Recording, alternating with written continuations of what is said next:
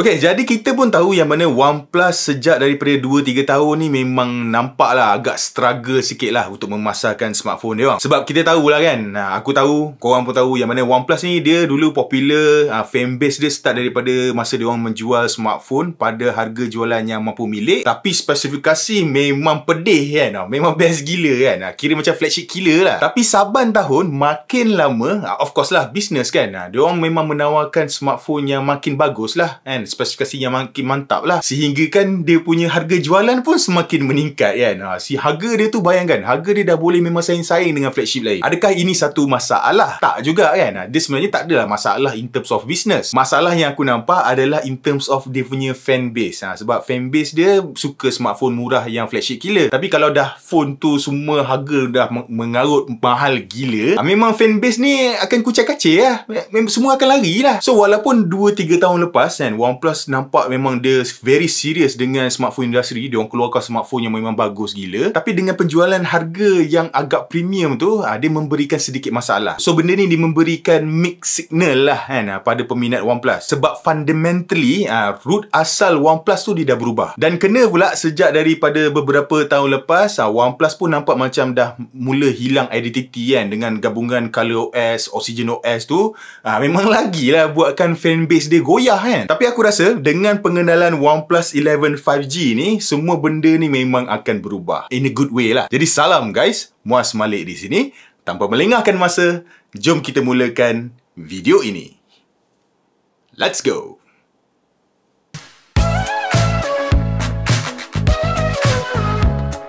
Okey, pertama sekali, ramai juga yang agak confused lah kan. Dia orang tanya, mana model Pro? Model Pro dah tak ada ke? Jawapannya adalah, tahun ni OnePlus 11 ni lah model Pro dia orang. Dia cuma tak ada perkataan Pro je dekat belakang tu. Kenapa dia orang buang perkataan Pro tu? Kejap lagi aku akan explain. And then kemudian yang kedua, ramai juga yang kata alert slider is back kan. Alert slider is back. Alert slider ni yang tepi ni kan, boleh mute, lepas tu boleh silent ni semua. Dia orang kata alert slider is back. Tapi aku heran, sejak bila alert slider is gone? Sebab pada OnePlus 10 Pro dulu, alert slider ni memang ada. Kalau korang kata OnePlus 10T, itu baru make sense lah. Sebab dekat OnePlus 10T memang tak ada alert slider ni, diorang dah buang. Tapi itulah, macam tak berapa kena sebenarnya bila orang ramai bandingkan OnePlus 11, kira model Pro ni, dengan Siri T. Sebab daripada dulu lagi pun, Siri T dengan Siri Pro ni sebenarnya berbeza. Aku rasa kalau korang cerita benda ni dekat peminat OnePlus pun, aku rasa diorang pun akan setuju lah. Sebab tu dekat OnePlus 10T dulu, mana ada Hasselblad kan. Hasselblad ni hanya ada pada model Pro je. So itulah, aku macam heran sikit. Aku tak tahu aku punya info ni betul ke tak. Kalau korang rasa info aku ni tak betul, agak salah, korang komen lah kat bawah kan. Aku memang menerima sebarang teguran. Tapi berdasarkan pengalaman aku menggunakan smartphone OnePlus sebelum ni, itulah yang aku faham. So panjang lebar aku membebel, benda tu tak penting. Apa kata kita teruskan video ni berkenaan dengan OnePlus 11 5G ni. Jadi berbalik kepada poin pertama yang aku cerita tadi, yang aku kata model OnePlus 11 ni lah sebenarnya model Pro, cuma dia tak ada perkataan Pro. Aku rasa lah, ni bagi pendapat aku ni nak rant lagi ni. So aku rasa sebab utama dia orang tak letakkan perkataan Pro pada OnePlus 11 ni adalah disebabkan OnePlus 11 ni dia ada sedikit kekurangan lah kalau nak dibandingkan dengan OnePlus 10 Pro dulu. So apa kekurangan dia? Pertama, dia tak ada wireless charging 50 watt kan, AVOC tu yang laju gila tu. Benda tu tak ada pada OnePlus 11 ni. Ada kemudian OnePlus 11 ni juga dia hanya support IP rating IP64 saja instead of IP68 macam yang ada pada OnePlus 10 Pro dulu. So dengan kekurangan ni, kalau dia orang decide lah untuk letakkan perkataan Pro pada OnePlus 11 ni, memang menggeletis lah peminat OnePlus kan. So nak selamat, letak je OnePlus 11. Pro tu biar buang kan. Jadi pandai-pandai sendirilah kan untuk tahu yang mana ini adalah model Pro, cuma dia tak Pro. Apa benda aku mengarut ni? Tapi itulah, cuba korang fikir-fikir kan apa yang aku cakap ni. Dia ada logik kan kat situ kan. Tapi persoalan dia, adakah kekurangan ni adalah satu benda yang big deal? Aku rasa jawapannya adalah tidak lah kan. Sebab benda yang diorang bawa keluar tu adalah bagi aku benda yang tak berapa penting sangat. So aku rasa sekarang ni pun kebanyakan orang masih lagi tak fully utilize penggunaan wireless charging. Dan kemudian kebanyakan orang pun tak gunakan smartphone diorang untuk rendam dalam air tu semualah. Macam walaupun di IP64, OnePlus 11 ni tak ada masalah lah kalau terkena macam air tumpah ke apa ke, kena air hujan ke, dia takkan jadi satu masalah untuk phone ni. So sebab itulah aku kata tidak kan. Dan dengan kekurangan ni, OnePlus juga berjaya untuk mengurangkan tanda harga jualan dia. So harga jualan OnePlus 11 5G ni sekarang dia lebih kompetitif lah kalau nak dibandingkan dengan smartphone-smartphone lain sekelas dia. Jadi untuk pasaran Malaysia, OnePlus bawa masuk dua variant, iaitu model 8GB RAM, 128GB internal memory yang dijual pada harga jualan RM3,299 dan model 16GB RAM, 256GB internal memory yang dijual pada tanda harga jualan RM3,599. Aku nasihatkan kalau korang decide untuk beli smartphone ni, terus go for model yang 256GB. Sebab pertama, OnePlus 11 5G ni dia tak ada slot untuk micro SD untuk tambah memori tu semua. So dia punya SIM tray tu dia support untuk dual nano 5G SIM card lah. So kalau korang ni jenis yang suka record video kan, macam sekarang boleh record 8K kan, so korang record 8K lepas tu ambil gambar banyak-banyak, percayalah cakap aku, 128GB tu memang kejap je habis. So itu yang pertama. Yang kedua pula, aku nasihatkan untuk korang go for model yang 256GB adalah disebabkan dia menggunakan UFS 4.0. So UFS 4.0 ni dia lebih bagus lah kan, dia lebih latest, lebih pantas, and then kemudian lebih future proof. Sebab pada model yang 128GB dia masih lagi menggunakan UFS 3.1.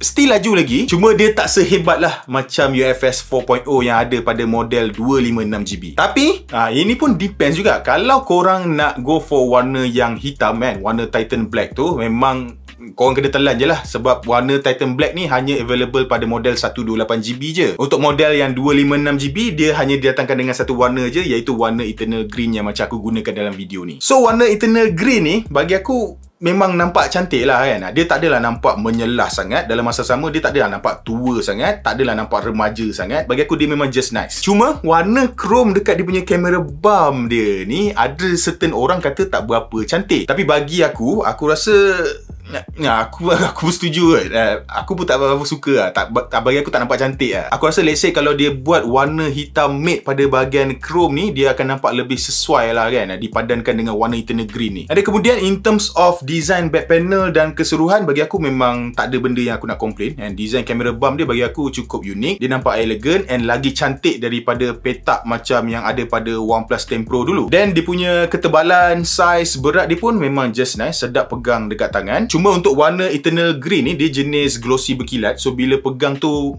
ada rasa macam licin sikit lah. So kalau nak selamat, korang kena pakai casing lah. So macam ni casing daripada OnePlus ni, bila pakai just nice, terus hilang masalah licin tu. Cuma casing ni dia tak diberikan percuma dalam kotak, and dalam kotak pun memang tak ada casing percuma. Korang kena beli casing ni secara basingan. And then dari segi protection pun bagus. Dia menggunakan Gorilla Glass Victus pada bahagian skrin hadapan dia ni. Dan alang-alang dah bercakap berkenaan dengan skrin ni, so OnePlus 11 5G ni dia menggunakan skrin bersaiz 6.7 inci Quad HD Plus 120Hz Super Fluid AMOLED display dengan teknologi LTPO 3.0. Overall dia punya skrin dia ni memang excellent. Color semua memang cantik, brightness dekat outdoor pun bagus, and dia punya screen pun memang very responsive. Dan kemudian dia juga support Dolby Vision HDR kan, memang lagi sedap lah. And then kemudian dia punya setup stereo speaker dia pun memang pedih padu. Sound yang dihasilkan daripada OnePlus 11 ni memang cukup kuat, cukup clear. Aku memang suka lah kombinasi screen yang cantik dengan speaker yang kuat macam ni. Dan kemudian dengan penggunaan teknologi LTPO 3.0 ni juga, dia orang mampulah untuk enablekan 1Hz always on display. So dia tak adalah makan bateri sangat, and then kemudian dia akan jimatkan sikit lah penggunaan tenaga tu. Cuma apa yang aku perasan dengan penggunaan 1Hz ni, memang aku boleh nampak lah dia punya flickering dia tu kan. Sakit mata sikit lah. Tapi okey lah, cincai lah Kemudian untuk dia punya setup kamera, overall OnePlus 11 ni dia ada 4 total setup kamera. So dia ada kamera utama 50MP f1.8, kamera ultrawide 48MP f2.2 yang berfungsi sebagai kamera makro juga. And then kemudian dia ada kamera 2x zoom telefoto 32MP f2.0 dan kamera selfie 16MP f2.5 dekat bahagian hadapan. So korang pun tahu yang mana OnePlus dia berkolaborasi dengan Hasselblad untuk tuning kamera pada OnePlus 11 5G ni. Dan of course lah, dengan tuning ni korang akan dapat lah color sign daripada Hasselblad tu. Tak kisahlah sama ada korang gunakan kamera ultra wide, wide ataupun telefoto, hasil gambar memang cukup memuaskan lah untuk dia punya price range dia tu kan. Cuma aku macam agak pelik lah kenapa untuk dia punya setup telefoto dia menggunakan 2x zoom instead of 3x zoom. Sebab ya kebanyakan manufacturer lain pun untuk 2x zoom sekarang ialah disebabkan dia punya kamera utama dia tu size dah besar 50MP. So selalunya dia akan gunakan crop factor lah kan untuk 2x zoom tu. So Itulah aku agak pelik lah dekat situ. Aku rasa kalau dia bagi 3 times zoom adalah lebih baik daripada 2 times zoom. Itu bagi pendapat aku lah. Ada kemudian untuk penggambaran pada kawasan gelap, dekat sini aku nampak kamera OnePlus memang ada macam struggle sikit lah. Sebab dia terpaksa untuk open shutter dengan lebih lama untuk dapatkan cahaya yang cukup. So kalau tangan korang jenis yang kuat bergegar, gambar memang akan kurang sharp lah. Dan di kamera dia ni juga aku nampak dia ada sedikit masalah lens flare. Dia minima je, tapi kalau korang tengok betul-betul pada gambar tu, korang boleh nampak dia ada sedikit masalah lens flare. Untuk mode portrait pula bagi aku memang sangat bagus. Dia mampu untuk potong subjek dengan kemas gila. Aku memang suka. Cuma satulah, sayang lah kan, once bila gambar tu dah diambil, kita tak boleh nak adjust dah tahap bokeh tu. So nasihat aku, kalau korang nak ambil gambar portrait mode dekat OnePlus 11 ni, korang kena set bokeh dekat belakang tu siap-siap lah sebelum gambar dia ambil. Dan kemudian disebabkan adanya kolaborasi dengan Hasselblad ni, korang juga akan dapatlah fungsi-fungsi best. Contohnya macam expand mode kan, gambar yang luas panjang tu. Dan kemudian dia punya viewfinder pun viewfinder Hasselblad, and then dia punya shutter sound tu pun memang ikonik Hasselblad. Dan kemudian yang bestnya lagi, dia juga ada filter-filter best macam Radiance, Serenity dan Emerald tu semua. Yang itu memang eksklusif untuk Hasselblad punya kamera lah. Untuk video, OnePlus 11 ni dia support rakaman sehingga 8K 24 frame per second pada kamera utama dia. Kalau korang nak rekod pada kesemua kamera yang lain, itu korang kena turunkan pada mode 4K. Baru boleh gunakan dekat kamera ultrawide dan kamera telefoto dia. Malangnya, kamera selfie dan fungsi video bokeh tu hanya boleh direkod pada 1080p sahaja. Aku memang pelik. Sepatutnya smartphone flagship sekarang memang wajib untuk mampu untuk rekod at least kamera selfie lah, boleh rekod sehingga 4K. Kemudian dari segi performance bateri pun bagi aku memang baik kan. Aku boleh dapatkan screen on time sekitar 7 hingga 8 jam. Dan kemudian dia punya pengecasan pun cepat kan. 10 hingga 100% ambil masa dalam 20-25 minit macam tu. Dan adapter pengecasan 100 watt Super VOOC tu pun masih lagi dibekalkan secara percuma dalam kotak. So benda tu kena cerita tu. Sekarang ni banyak phone dia dah tak ada bagi adapter dah. And then kemudian dalam setting bateri pun dia orang dah letakkan option barulah, option untuk battery health kan. So kita boleh tengok lah tahap kesihatan bateri kita. Dah sama lebih kurang macam iPhone dah. So lepas ni boleh expect lah yang mana pengguna OnePlus pun akan jadi menggelabah macam pengguna iPhone jugalah. Sikit-sikit tanya pasal kenapa battery health makin turun ni kan.